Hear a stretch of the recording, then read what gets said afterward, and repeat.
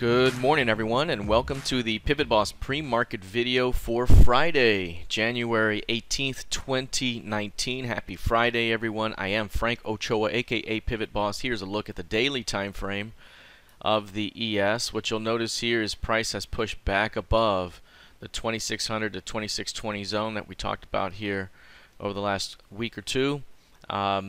We continue to see continued strength overall. Ever since we pushed above this 25.29 level, it's been stretching higher at a very clear pace. Not many huge intense days, but for the most part the trend is still intact. It continues to push higher.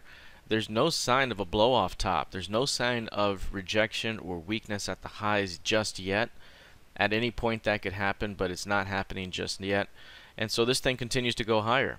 And again, with every single day that it continues to stretch higher, it builds a wider and wider cushion here for that major level here, and any pullback will likely be defended for a continuation toward 2800 unless a significant rejection starts to occur. So right now this thing looks like it continues to be poised to at least reach 2703.75 and perhaps even higher.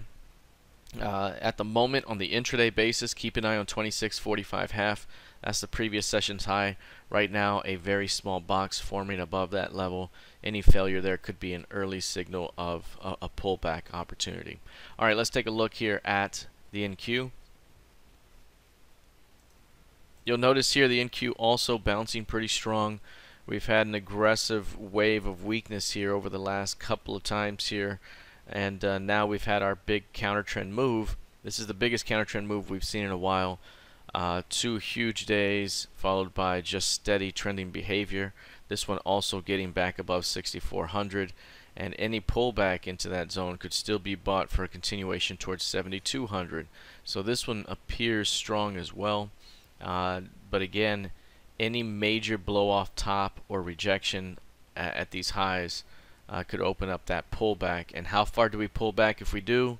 Again, 6400 could be an easy target followed by a great buying opportunity. If there's a failure to hold 6400, that's when these lower levels start to become in play. Alright, let's take a look now at crude oil. Crude here is looking quite bullish. It's had the biggest up move that we've seen in a while ever since this latest move here before it dropped. Now price continues to chop above and below value, which is 49.17. Here's above it, there's below it, and now it's back above it. When we got back above it here and closed above value on that day, the expectation was if price can hold 49s, we head toward 55. We got very close here last week, and now price is looking like it's continuing to push higher without much of a pullback yet. We could pull back as deep as 49s and still be a great buy for a continuation to 55. So the expectation is that we likely continue higher here in the near term. With the way that this is holding off of the 8-period average and kind of seeing ascension here in this little pattern, that could open up again another continuation higher in the near term. So keep an eye on the intraday chart. Watch this high right there. That high is going to be very important. That is the 53.31 level. If there's any push beyond that level but a failure to hold it, that could open up a retest of this 50 zone down here, and then that could open up some strength. So again, a couple of levels to watch here for today. If we take a look lastly at gold futures, again, gold has been chopping above and below VPOC for a while. This is composite volume point of control right here, which is the 1287.60. That level right there, you see once we reach that level the first trading day of the year, it has traded that level every single day except yesterday was the first day it didn't, and so it's right back to that level. Again, we have a very narrow range that's trading right now. If you look down here, we see very narrow compression on the 5-day range, and if you want to quantify this further, double click, you can see on a 10-day range basis also very, very compressed compared to normal.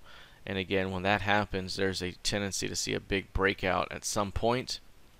But right now, given the fact that we are at value, again, I would say that the volatility may be due to expansion of the range at the moment. So again, look for perhaps a low to be taken out, and if that low is taken out and rejected, we likely come back up here, test 1300, and continue to trade around 1287. So stuck in the mud at CVPOC still for gold.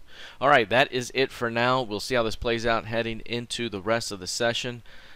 Today is Friday, so please be sure to like, share, and subscribe. Have a fantastic weekend, and I'll see you in the trading room. Take care.